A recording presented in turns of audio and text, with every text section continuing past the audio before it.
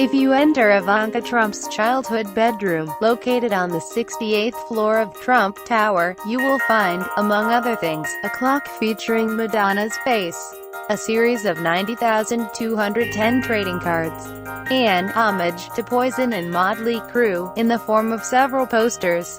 Over here, some artwork that she made herself, my interesting attempt at color painting, she quips. Framed photos and figurines line her white shelves. The walls are petal pink, the furniture is white lacquer. A teddy bear rests on her single bed. This is a room that no one's probably walked into for 10+ years, she laughs slightly.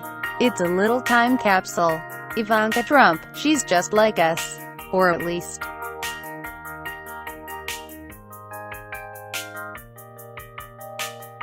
That's what she's always wanted to think.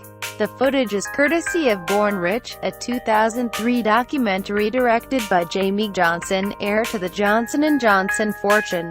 The project, in which Johnson spent a couple of years interviewing 10 of his fellow deep-pocketed cohorts, began as his thesis at NYU, but eventually morphed into something larger and more grotesque.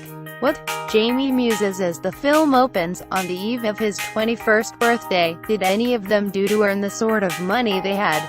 All I did was inherit it, he says bleakly.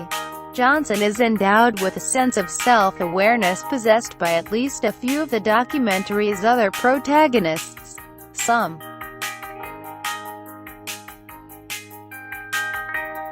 like Josiah Hornblower, the great-great-great-great-great-grandson of Cornelius Vanderbilt, are visibly mortified by their unearned wealth. Others, like textile heir Cody Franchetti, are decidedly not. Bill Clinton wears this kind of thing, Franchetti said after describing a particularly offensive suit. He looks like a restaurant owner. It's so vulgar. But only one of the cloistered figures featured here has recently ascended to the West Wing, where she maintains an office just down the hall from her father, the most powerful man in the free world. The sheltered teen with the poison posters now has a hand in policy decisions with far-reaching, lasting impact. Nepotism statutes and conflict of interest laws be damned. Her father,